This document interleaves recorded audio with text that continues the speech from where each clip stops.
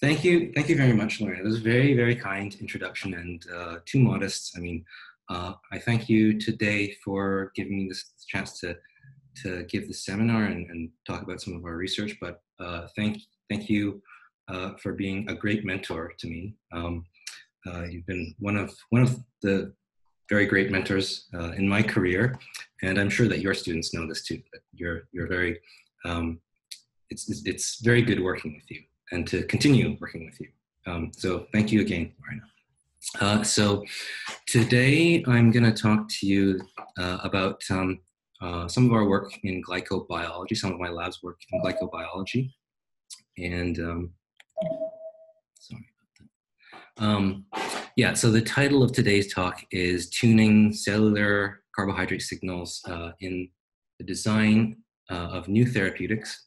We're looking at enzyme tools and targets, but before I get into that topic, if you will indulge me, I'll tell you a little bit about some of the other research projects that are going on in our lab. So, as Lorena had said in her introduction, large focus is on glycobiology and carbohydrate active enzymes, but that's not an exclusive topic of the research in our lab. So kind of have two different focuses, overlapping focuses. In addition to glycobiology, we're kind of more generally interested in studying the function and the engineering of enzymes and enzyme pathways. So some of this work includes work in metabolic engineering. In a larger project, we're trying to metabolically engineer yeast to produce the building blocks for polymers and produce other useful chemicals from biomass, starting from feedstocks from biomass. And to do this, we're interested in doing directed evolution of protein biosensors to kind of optimize this production and sense the different intermediates in these metabolic pathways. Other projects involve enzyme engineering, engineering biocatalysts by directed evolution to produce biofuels and biorenewables. So some examples are engineering the enzymes that convert fatty acids into hydrocarbons. Another interest of ours, we're interested, and Lorena will know this from back in our time in Cambridge.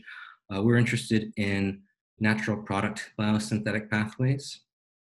So enzyme pathways producing secondary metabolites, and particularly we're interested in studying the enzymes that produce glycosylated natural products. So those bioactive natural products that are decorated with sugar molecules.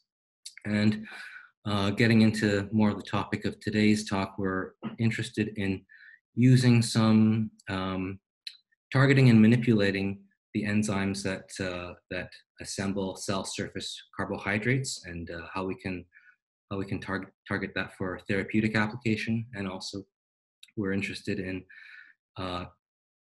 in relation to sort of cell therapies, how can we engineer the surface of therapeutic cells, glyco-engineer them, modify the kinds of sugars that are the sugars, carbohydrate, glycan molecules that are on the surface of these cells towards better therapeutics.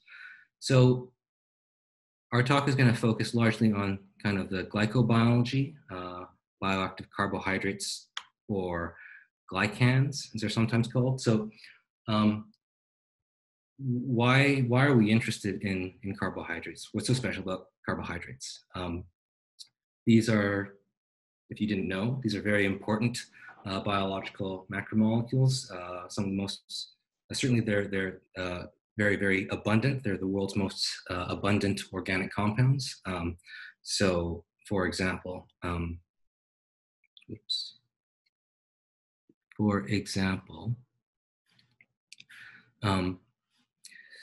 cellulose is the most abundant biological polymer in the world, making up the cell walls of plants. In addition, though, to carbohydrates' roles in structure, in cellular structure, you're probably familiar with their role in storing energy. You have starch and glycogen, and you get energy from sugar, right? But something that is underappreciated is carbohydrates' role in storing and communicating information. So normally you think about information-bearing molecules, you think about DNA and RNA. You don't necessarily think about sugars, but sugars, carbohydrates, glycans, these are very important information-bearing molecules. So sugars, in fact, coat each and every cell of all living organisms. And so you kind of have this forest of glycans of different structures on the cell surface. This here is a representation of the cell surface. So these carbohydrates are present as glycolipids or glycoproteins. And these are one way in which cells recognize and communicate with one another. So a great deal of this information can be encoded on the structures of these oligosaccharides, as they're called. And these are made up of different combinations of sugars that are linked in different ways. So the proper delivery of this sugar-encoded information is essential for normal biological processes. And so being able to decipher and manipulate this sugar-encoded information has very important implications both in health and in understanding biology. When this communication goes wrong, this can lead to disease. You can have adverse health effects from miscommunication of these carbohydrate signals. And so this is a potential therapeutic target. Some examples are, you might have malignant cells or cancer cells, or microbial pathogens take advantage of these signals, hijack these signals, and cause disease. So we are looking at a number of different projects, and we're looking at the processes and the enzymes that assemble these bioactive carbohydrates from these sugar building blocks. And we're also looking at enzymes that modify them and break them down. So there are a number of different projects that I've been involved in that look at manipulating cell surface carbohydrates. And before I joined Concordia, while I was a postdoc at the University of British Columbia, one of these was, as Lorena had mentioned, engineering microbial enzymes by directed evolution to cleave the carbohydrate blood antigens off of the surface of cells. And in particular, we were interested in using these on the surface of red blood cells to generate universal blood. So we wanted to make these enzymes better for this application through directed evolution. And we did that by sort of screening large libraries of mutant enzymes in high throughput using sort of a high throughput fluorescence-based enzyme assay to find better mutants. I won't talk too much about this work, but what we're currently working on, two stories that I'll tell you that we're currently working on at my lab in Concordia. We're interested in targeting cell surface glycan modifying enzymes in cancer cells and trying to inhibit those enzymes to prevent proliferation of a treatment of cancer and prevent proliferation of cancers. And we're also interested in modifying stem cell surfaces to improve stem cell therapy by modifying or attaching different sugar molecules to the surface of these cells. So the first story I'll tell you about is our efforts in targeting cancer cell surface glycosylation. And so we're trying to screen for inhibitors to enzymes that assemble these sugar structures in cancer. So the main aim of this project is to silence these carbohydrate signals in cancers. And so glycosylation has a big role in cancer. Shown here on this slide is, I'm taking this figure from a review from 2015 on the topic of glycosylation in cancer. And you can see that, again, the different glycans are represented by these sort of symbols, diamonds, squares, and circles. They're involved in a lot of different processes on a lot of different cell surfaces. So normally, cell surface carbohydrates, again, they constitute a very important mode of intercellular communication. This is the proper communication of this information is vital for normal biological processes and healthy development. But again, miscommunication has adverse health effects, results in pathology, and cancer is an excellent example of this. In many cases, cancers hijack these carbohydrate signals and exploit the receptors that are vulnerable to this kind of disinformation. And in fact, abnormal glycosylation is a hallmark in essentially every kind of cancer, every type of cancer. So this abnormal glycosylation is very often used as a clinical diagnosis for clinical diagnostics, but also these cancer glycosylation patterns are also an important driver for cancer. And these are sort of the pathways that result in abnormal glycosylation are not very well studied as therapeutic targets, which is something that our research is trying to address. So for the first part of this discussion, I'm going to focus on one particular kind of carbohydrate interaction. This is illustrated here. You can see here these circulating cancer cells metastasizing and then interacting with cells in the bloodstream to start secondary tumor sites. And that in part is mediated by some carbohydrate interactions that are illustrated here with this, this glycan structure that is called cellular X.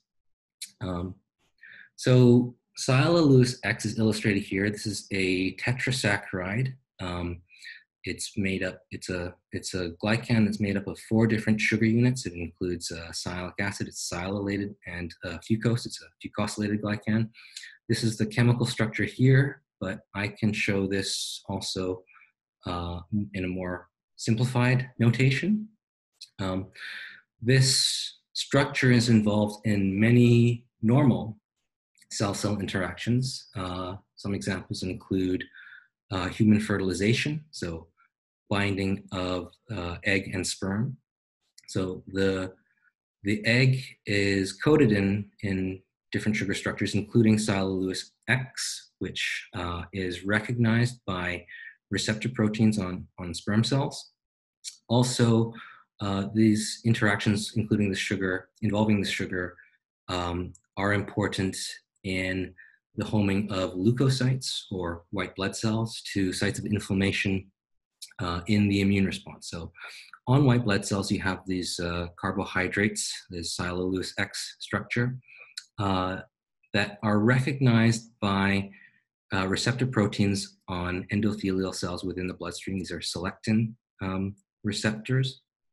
And this interaction results in kind of a rolling adhesion that slows down these cells until they come to a stop with stronger interactions with adhesins before they eventually enter before they exit the bloodstream and enter the tissue through extravasation. And so this process is also exploited by many cancers in metastasis. So in several types of cancers, there's an abnormal abundance of this carbohydrate, cellulose X, on the surface of these circulating tumor cells. And so these circulating tumor cells can bind to endothelial tissue in the bloodstream through this carbohydrate protein interactions, and then invade and grow into secondary tumor sites through metastasis. So that process is important in cancers, and we are interested to see, can we target this process in developing anti-cancer therapeutics? And so we're looking at the assembly of these sugars on cell surfaces, and we'd like to see, can we target the enzymes that assemble that carbohydrate structure on cell surfaces. So these, this particular sugar, cellulose X, is assembled from a common precursor that is present ubiquitously on cells. And this pathway involves several enzymes, including, importantly, these two enzymes, sialyltransferase and fucosyltransferase, which modify this sugar, adding a sialic acid unit from nucleotide sugar CMP sialic acid, and it adds a fucose unit from GDP fucose. So these enzymes act in the Golgi apparatus of the cell, and our current focus is on the fucosyltransferase enzyme.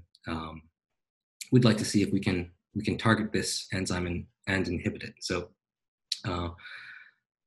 looking at fucosyltransferases, we want to see, can we devise a way to identify inhibitors of this process? And so to identify inhibitors of this enzyme from, say,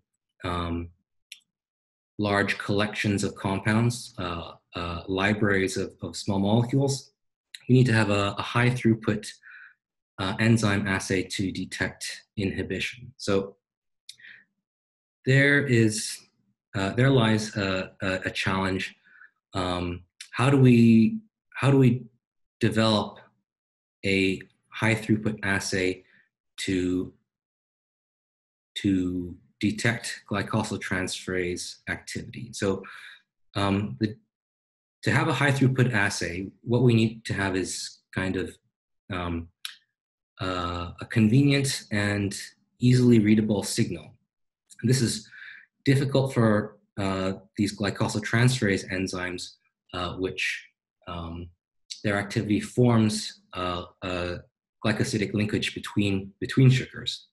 That doesn't really produce a very easy signal. It's not as easy as, say, assaying for enzymes that hydrolyze compounds, that hydrolyze sugars. So for those of you in the audience who are familiar with sort of standard enzymology techniques or enzyme assay techniques, if you're looking at enzymes that degrade sugars, you can use chromogenic or fluorogenic substrates that release some reporter group upon hydrolysis. And so you could assay for glycosidases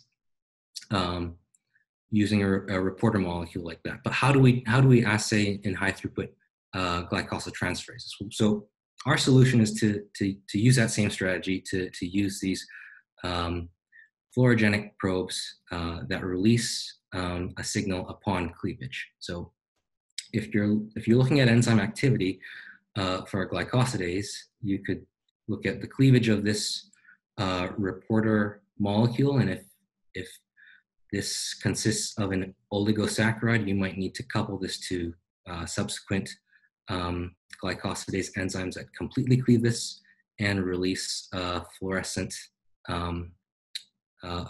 reporter group. So these are very specific coupled enzymes. They only act on specifically in sequence. In this example here, this galactosidase recognizes this structure, and this subsequent enzyme only acts to cleave this bond after the cleavage of this initial bond. So these are very specific coupled enzymes. How do we do this? How do we use this technique to assay for the formation of a bond? So we have this fluorogenic probe here. If this is also a substrate for our enzyme of interest, this fucosyltransferase, modification of this probe will result in this product, which again, our glycosidase enzymes here are very specific. They will recognize this structure, but if we modify it, they will no longer recognize this oligosaccharide product. So if we have sort of a sequential coupled assay here, we can assay for the glycosyltransferase activity, because our subsequent hydrolytic reaction is not going to produce fluorescent signal from this probe that's been consumed to produce this product. So we can assay for glycosyltransferase activity in this case, but what we can also do is we can also assay for inhibition of that enzyme activity. Since if we inhibit this enzyme, then we're going to recapitulate this fluorescent signal in this assay. So just to sort of re-illustrate, or well, before I get into that, I should say that this work was spearheaded by my former postdoc, Dr. Xiaohua Jiang, we published this work together last year in ACS Chemical Biology. And again, to recap that strategy, in order to do this, this requires a few conditions to be met. First, we need to have a fluorogenic substrate that is specifically recognized by these glycosidase enzymes. These will act in sequence to cleave this fluorogenic substrate, this probe. In this case here, this example is this probe here. It's methyl-umbelliferyl beta N-acetylactosamine, or mu-beta-lacnac for short. This is recognized by a galactosidase and an N-acetylhexosaminidase. They cleave this, release this fluorescent signal. But if this is first fucosylated, this should prevent the hydrolysis of this probe. If those conditions are met, then we can carry out our inhibition assay. So we carry out the first part of this assay with the transferase enzyme in the presence of a potential inhibitor. And if that blocks the modification of this probe, then subsequently we can recapitulate that fluorescent signal in the subsequent glycosidase enzyme reaction.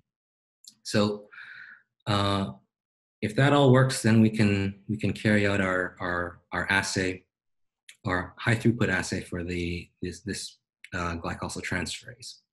So first thing we need to do all this, we have to obtain our substrate, our fluorogenic probe. And so we do this through enzymatic synthesis using bacterial glycosyltransferase enzymes. This is a galactosyltransferase from Helicobacter pylori.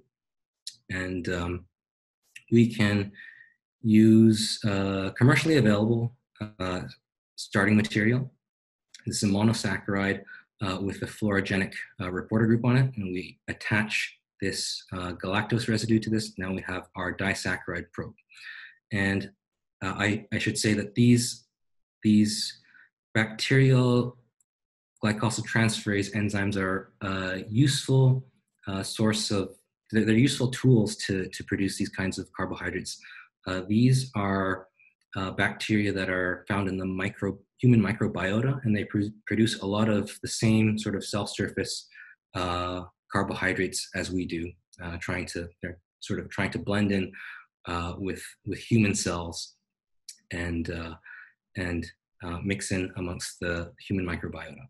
But using these enzymes for enzymatic synthesis is a very convenient way to produce these compounds.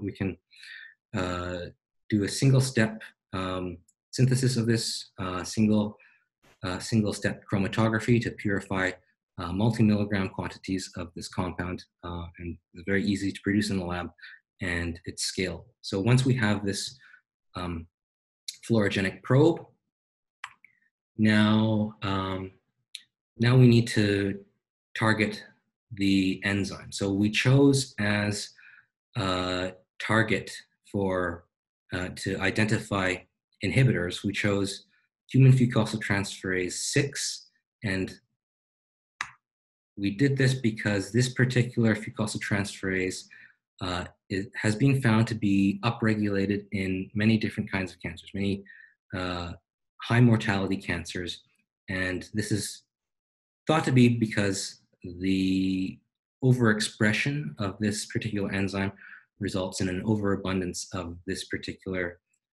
carbohydrate on circulating tumor cells, on sialyl Lewis X on circulating tumor cells. So this again is linked to metastatic progression in these different kinds of cancers, in colorectal cancer, pancreatic cancer, and in prostate cancer. So this is why we chose FUT6 as a target, and our collaborators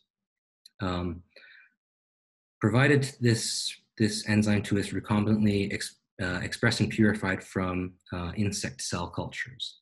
So with this in hand, the activity of this FUT6 enzyme normally acts on this terminal sugar structure on cell surfaces, either consisting of this N-acetylactosamine disaccharide or trisaccharide, where this last group here is a sialic acid, sialo, N-acetylactosamine, and it attaches a fucose sugar unit onto the N-acetylglucosamine unit here.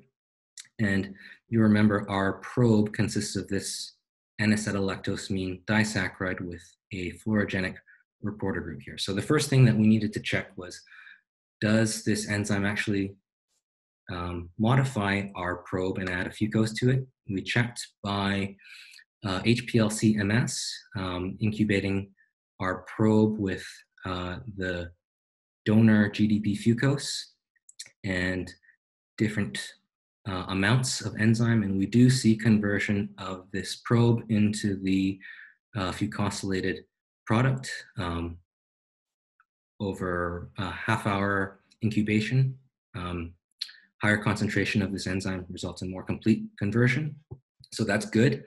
The next thing that we need to see is, can we distinguish the unmodified probe from the product using our specific glycosidases that will release fluorescent signals? So we checked incubating it with our glycosidases, and we see that the unmodified probe is completely cleaved, releasing fluorescent methyl umbelliferone, whereas this modified fucosylated probe is left intact. And so we can see this by HPLC-MS, and of course we can also detect this by fluorescence. So the more this reaction goes to modify this probe, the less fluorescence we see in subsequent hydrolytic reaction. So we show that we can see activity in this assay. What we want to do, we want to target this particular enzyme, is see if we can detect inhibition of FUT6 using that same strategy. So in this first reaction, we will incubate the enzyme with a potential inhibitor. And at first, we tried a previously validated inhibitor of this enzyme that was described in the literature. And we saw that we do have concentration-dependent inhibition of this enzyme detected by our fluorescence-based assay that I just described. And so what we did next was screened for inhibition of FUT6 using a library, a small collection of derivatives that we synthesized, or I should say that my medicinal chemistry colleagues had synthesized. And then we screened these in high throughput in 384 well plates. We were able to do this in high throughput, screen different concentrations of these different compounds, and check their inhibition of this particular enzyme. And so this wasn't a very diverse library of compounds. We only had 13 different compounds, and they're not very different from one another. But we did see that we were able to determine their IC50 values against this FUT6 enzyme target. The inhibitors are nothing to write home about. They're nothing special. They're kind of mid-micromolar inhibitors of this particular enzyme. So they're not yet particularly very good drugs, but what we were able to see from this is that we can use this assay to see which compounds are better inhibitors, and of course we can see which compounds are inhibitors versus non-inhibitors. So we have a control compound here that doesn't inhibit the FUT6 enzyme. This was again kind of a small toy example, a small screen of a small collection of molecules, but we did establish that we can screen this inhibition of this enzyme in high throughput, and we can, in principle, apply this to screen a larger collection of libraries, a larger collection of compounds, larger library of small molecules. So we had developed this strategy is a very high throughput and very sensitive glycosyltransferase activity or inhibition assay. Demonstrated this on a small focused library of inhibitors that was derived from a previously identified inhibitor, a known inhibitor. We showed that we can screen small collections, but in principle, we can further expand inhibitor screening to larger collections of small molecules, maybe find more potent inhibitors towards drug leads for this particular target. And importantly, we want to generalize the strategy that we've developed to expand to other glycosyltransferase targets that assemble different glycans. So if we pull back again, and I can show you this slide once again, there are many different ways in which different glycosylation patterns can influence the progression of cancer. So we have lots of different potential targets in here. This is a sort of target-rich environment looking at glycosylation in cancer. So in addition to these interactions between circulating tumor cells and endothelial cells in this process of metastasis, one other example of how glycosylation can affect cancer progression is the effect of glycosylation on the function of protein receptors and other proteins. So these glycosylation patterns can influence the activity of certain receptors and amplify or modulate signal transduction, and that can have downstream effects that are important in cancer regulation. So a lot of these proteins, which many of these are receptors, have a particular kind of post-translational modification, glycosylation, called N-glycosylation, where these complex oligosaccharides are attached to the protein on the asparagine side chains through linkage to the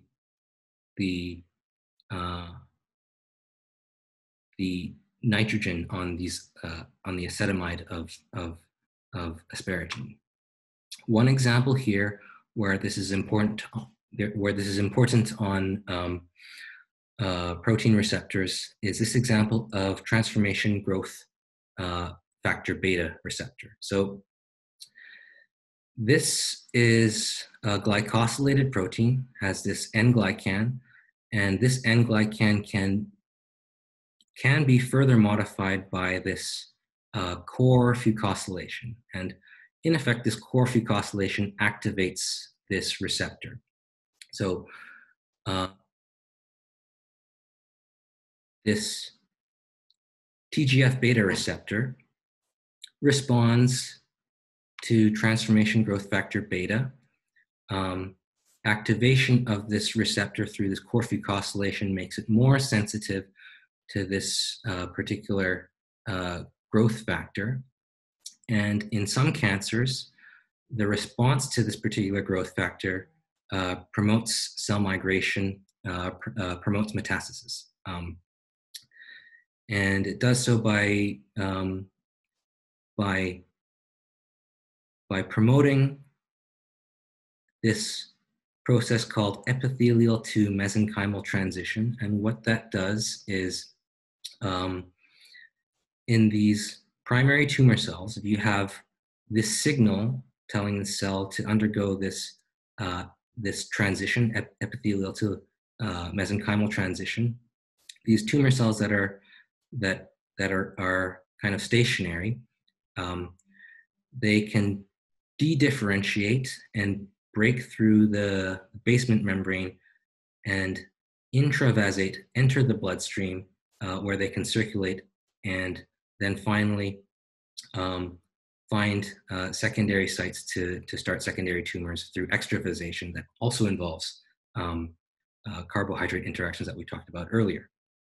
So if we can find inhibitors for the enzymes that cause this modification, that could potentially be useful for treating cancer metastases.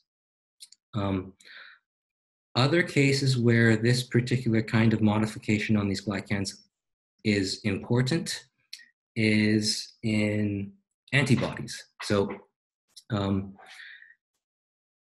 in immunotherapies,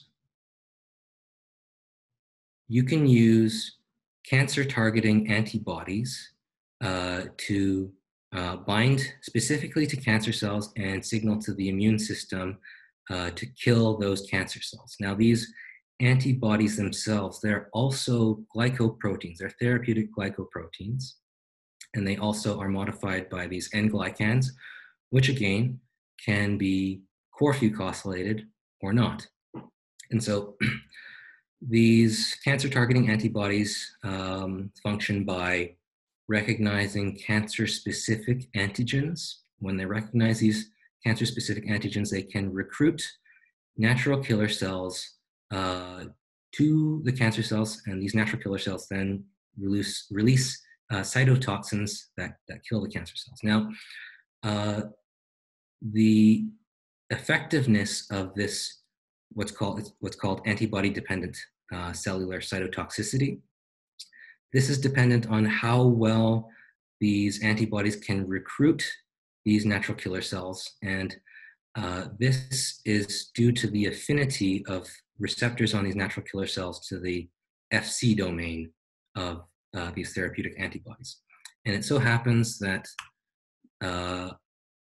glycans that don't have this core fucosylation on the antibodies are better at this antibody-dependent cellular cytotoxicity. So normally these therapeutic antibodies are produced in cell culture, mammalian cell culture. So if we can discover inhibitors that result in this core-fucosylation modification, those could also be useful as tools to produce glyco-engineered antibodies that have specific glycosylation patterns, excluding this core-fucosylation, that's more effective in killing cancer cells. So there are a couple of different sort of angles that you can approach this that could be useful in as therapeutics to cancer, targeting this particular kind of glycosylation. So again, this particular kind of modification that we're interested in inhibiting, this is core-fucosylation that occurs on these complex glycans, N-glycans, that are attached to proteins through these asparagine side chains. And so the enzyme that's responsible for this modification is called FUT8, and this is present in the Golgi, modifying these glycoproteins as they're being synthesized. And this core-fucosylation, as I gave some examples, this ultimately affects the function of many different N-glycosylated proteins. So if we're going to use our same strategy that I had explained before, we want to make a fluorogenic probe for this substrate of FUT8. So that's going to look something like this, where we have this fluorogenic reporter group attached to this complex oligosaccharide. Now you can imagine that synthesizing this particular probe could be a bit of a challenge. This is a heptasaccharide here, 7 sugar units, consists of 7 sugar units that are connected to one another by defined linkages. So that would be difficult to produce this by conventional organic synthetic means. But at the end of the day, we want to have this as a probe. This would be a substrate for this FUT8 enzyme to modify add this fucose unit here at this position. This probe is also a substrate for a glycosidase that will release fluorescence, but the fucosylated probe, the modified probe, shouldn't be a substrate for this hydrolytic reaction and treatment of this. If this is converted into this product, you wouldn't get release of this fluorescence. So the challenge is, again, to produce this fluorogenic probe, and this was largely the work of my master's student, Max Sirocco. And what I'm going to tell you about in the next couple of slides is work that he and I published just last week in biochemistry. So you can read up a little bit more about that. But I'll go over this project briefly. So the challenge again is to make this structure, and we took advantage of the fact that we can isolate something that looks like that compound from nature. So conveniently for us, we can obtain a glycopeptide that contains this glycan structure from chicken egg yolks. So it consists of this complex undecasaccharide, 11 sugar units attached to this hexapeptide, 6 amino acids here. So that's isolation of this sialoglycopeptide has been described in a relatively simple procedure in the literature. starting from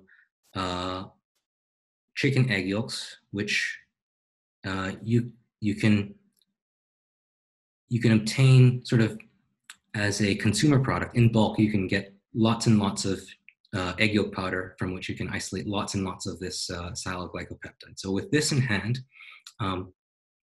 making this, we're kind of combining chemistry and biology and cuisine, right? With this in hand, with our recipe to make this thing, we can use this as a starting material to produce our probe. And to remind you, we're only interested in this part of the glycan, which is a substrate for Fut8. So the first part of this enzymatic synthesis towards our fluorogenic probe is we replace this peptide portion with this fluorogenic methyl umbelliferol reporter group. And so we can do this with an engineered glycosidase enzyme that normally cleaves here, but we have a mutant version of this enzyme. So instead of hydrolytically cleaving here, it's used in catalyzing this transglycosidation, starting with this this fluorogenically labeled monosaccharide. So this is coming in and replacing this whole group here. So how this works is the wild type enzyme, normally it catalyzes the hydrolysis of this linkage here through this two-step enzyme mechanism, which can ultimately lead to hydrolysis, but it can also lead to transglycosidation. So in the formation of this intermediate here, this bond gets cleaved, but this intermediate can potentially react with another sugar terminating molecule and run in this direction, forming a transglycosidation product. But normally, if you carry out this reaction in water, the hydrolysis outcompetes this reaction, and you just get cleavage by hydrolysis. With the mutant enzyme,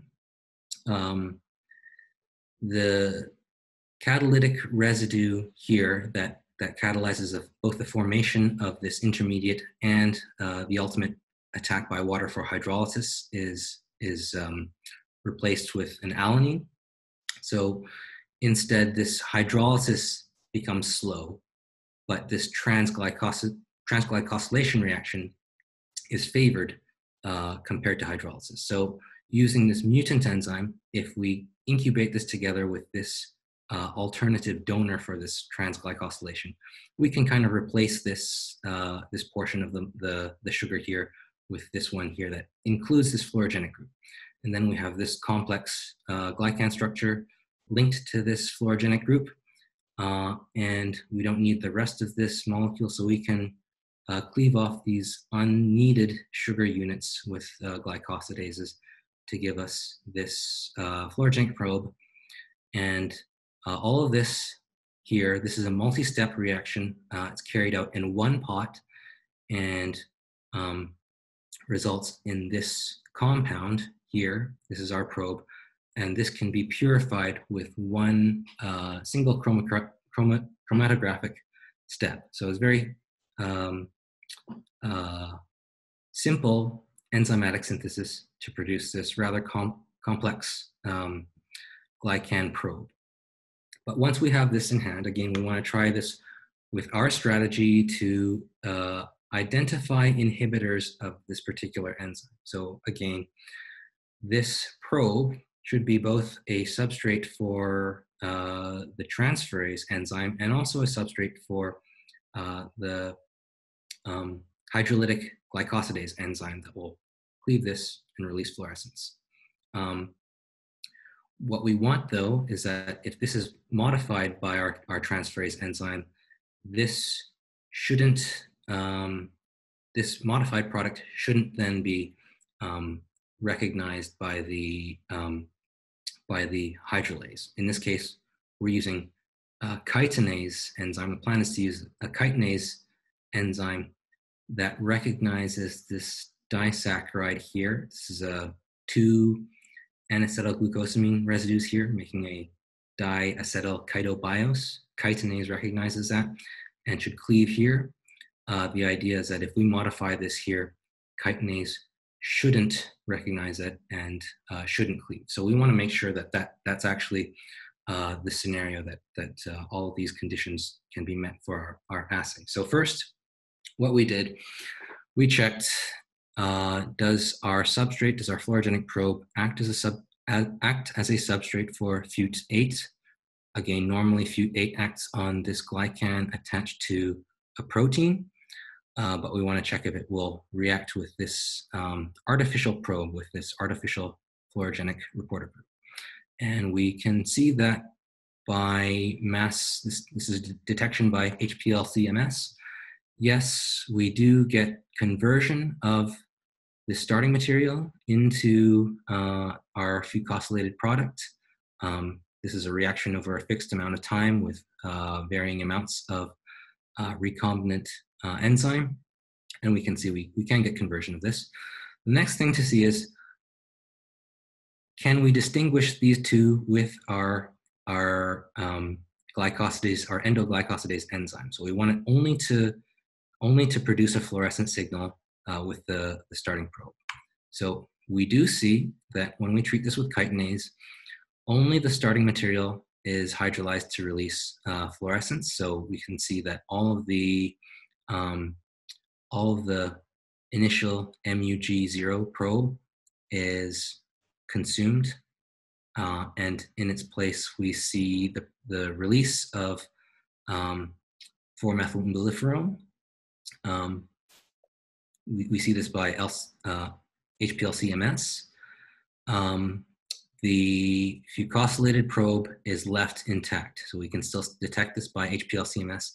And of course, we can also detect this by fluorescence. So the fluorescence signal very closely agrees with the HPLC detection. So we can use fluorescence as an easy measure to see this. So that illustrates that we can detect the activity of the FUT8 enzyme. And so again, we want to see, can we use this for inhibition assays? So we didn't test a library of inhibitors for this, but we used the fact that this FUT8 enzyme is known to be feedback inhibited by one of its products, a GDP nucleotide that's released from the transfer of fucose from GDP fucose onto the glycan. This is feedback inhibited. So we were able to test the inhibition assay of FUT8 using exogenously added GDP. And from this, we inhibit this enzyme, then we should get more fluorescence released from the subsequent glycosidase enzyme reaction step. And we can see with increasing GDP added in the initial transferase reaction, we can see more and more inhibition, which is detected by more fluorescence release. And we get an IC50 value that is in agreement with what is already in the literature. So we've shown that this also can be used for inhibition assays using the same strategy. So that's good. We've shown that the advantage of our fluorescence-based assay is that it is very sensitive, but not only is it very sensitive, our assay is very specific. So on all the previous examples I showed, these were experiments that were done with kind of purified enzyme, recombinant purified enzyme. But we can also do this. We've demonstrated in some experiments that we can do this in kind of complex mixtures of tissue or cell lysate. And it's worthwhile for me to point out that there are alternative methods for assaying glycosyltransferases that are much less specific much more non-specific, that depend on detecting the release of the nucleotides like GDP through coupled assays. And that's not appropriate for assaying complex mixtures like cell lysate or tissue lysate, because a lot of contamination can result in background signals. But in our case, the change in our fluorescent signal is dependent on the fucosylation modification of this fluorogenic probe. So it's very specific, and we can illustrate that by assaying crude cell lysate, for example, from liver lysate. And so for these experiments, we carried out activity assays using pig liver lysate. So I actually went and did this assay using pig liver that I picked up from the supermarket. This is like from the butcher at the Asian supermarket that sells every part of the animal. And we homogenized some of this tissue to carry out our assay. And we can see, indeed, we can detect enzyme activity of FUT8, resulting from less fluorescence released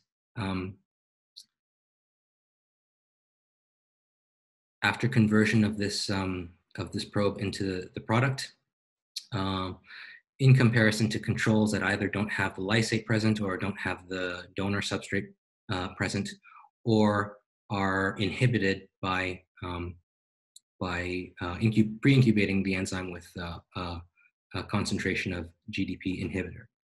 And we can also see this is a sort of a dose-dependent. We can see dose-dependent activity of the FUT8 activity with our assay using different concentrations of liver lysate. So from this assay, we only needed lysate from about 1 gram of pig liver. So I was left with about more than a pound of pig liver left over to deal with. So I had to try out a couple of different recipes to make this pig liver. It's not usually something that I eat, but I tried a few different things. I tried it with fava beans. It was okay. Would have been nicer with a Chianti, but I did look up a couple of recipes, and one of them was okay. Fried pig liver, and that recipe gave me something to use the rest of my egg whites with, after extracting the glycan from the egg yolks. So nothing went to waste. Don't worry about that. So what's next after? So we've established a strategy to identify inhibitors for these glycosyltransferase targets. What's next? Now that we've built these tools to screen for inhibitors, we only showed this with small libraries of compounds. Our goal is to expand this high throughput screening of glycosyltransferases to look at larger collections of small molecules, bigger libraries of small molecules, and identify lead compounds that might eventually be developed into drugs.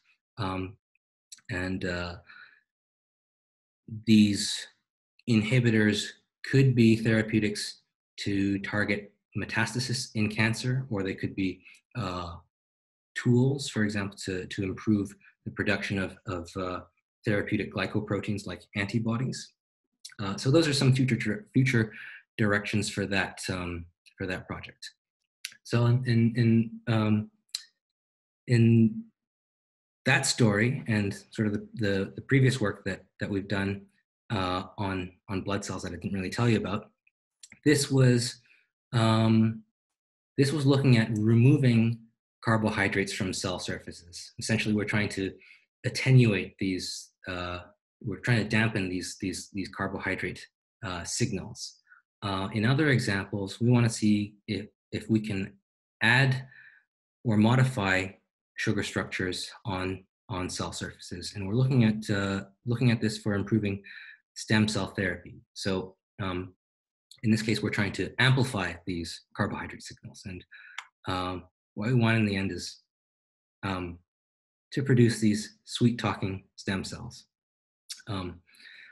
Forgive me for the pun. I wouldn't be a glycobiologist if I didn't make a stupid joke like this. Stem cells can be very useful for a number of different therapies. The most common example used in the clinic for stem cell therapy is hematopoietic stem cell or hematopoietic stem cell transplant, or better known as a bone marrow transplant. So these are useful in a number of different treatments, treating blood or bone disorders or blood and bone cancers.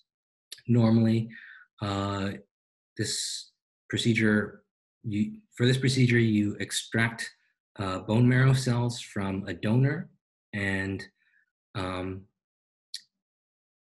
to donate these cells, the normal practice is to deliver them intravenously through an injection into the bloodstream as kind of a minimally invasive procedure, and then the stem cells kind of find their own way into the recipient bone marrow. And this happens by through a process called homing. They go in through the bloodstream, and then they find the cells that they need to act on through, again, this carbohydrate protein interaction that's mediated by cellular X in this case for hematopoietic stem cells from the bone marrow. So you'll remember in this case, this was a signal that we're trying to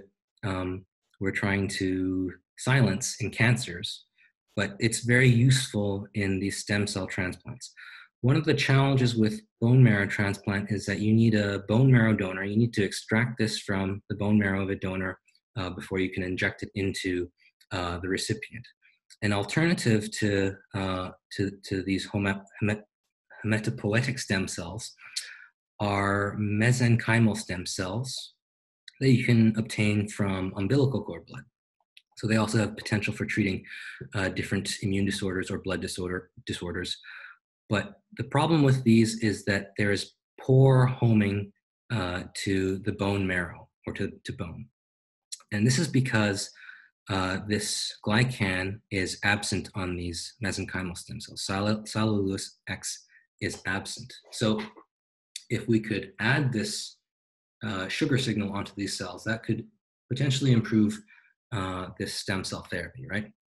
So this is where comes in this concept of ex vivo glycan engineering. This is work that's been done before. It's been shown that if you modify these stem cells, you can improve their homing. So again, these mesenchymal stem cells lack this very important carbohydrate signal.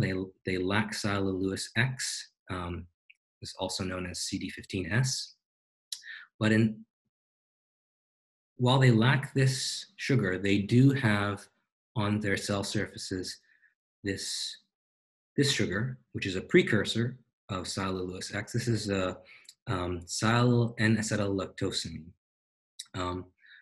This is present on the surface of these mesenchymal stem cells. And what's been shown before in the literature is that you can convert this precursor into cellular X enzymatically.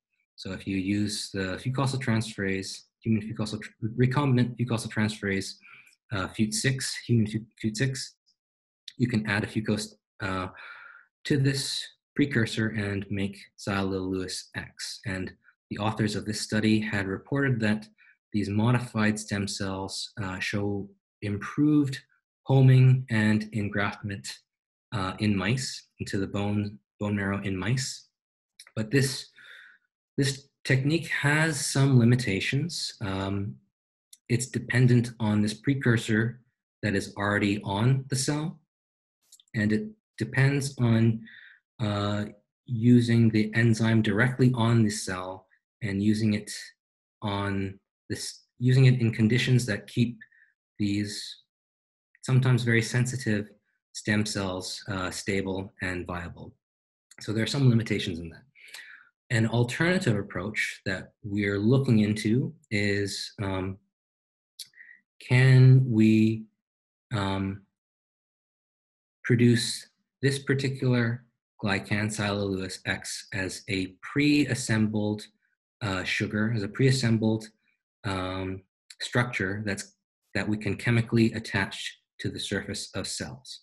And so we do that by making this cellulose X glycoconjugate. It's linked by a PEG linker to this azide functionality. And so we want to pre-assemble this structure and then chemically link it to stem cells. And so if we have this, we could attach this to the stem cells using a linker molecule. Attachment to the stem cells would be facilitated by this adapter molecule. This is called DABCO NHS. DABCO stands for this dibenzocyclooctine, which can react specifically to this azide and not to anything else, specifically and spontaneously to this azide in aqueous solution. And this NHS ester, this N-hydroxysuccinimide, can react to lysine residues on cell surface proteins. It can react to lysine side chains on cell surface proteins. So this is how we can attach this sugar structure to stem cells in an aqueous solution. So this is work that's being explored by my master's student, Hao Yu. And what he has established is an enzymatic synthesis of that glycoconjugate, starting with this material that we can purchase commercially, and through several enzymes, again, coming from bacteria that you can find in the human microbiome, we can assemble this glycoconjugate, adding one sugar unit at a time. And this is all in one-pot reaction, multi-step one-pot reaction. And we can produce this compound and purify it with one gel filtration step to get this material here, which we then want to attach onto stem cells. So this is where we are now. We have developed a method to produce this cell surface modifying agent. Currently, we're looking at doing experiments to modify the surfaces of cells from different human cell lines. And this is sort of where we were when we got locked out of the lab. So this is still very much a work in progress, but I would be very excited to update you on where we go with this. But sort of to bring everything back together, all these stories that I told you about, we're again looking at trying to silence or dampen carbohydrate signals on the surface of cells, cancer cells, whatever, or in other cases, looking at amplifying specific carbohydrate signals on different cells, for example, in stem cells, to improve stem cell therapies. So, so if we can sort of adjust the sugar coating on these cells, this has sort of a different sort of potentials for therapeutic applications that I think are very exciting.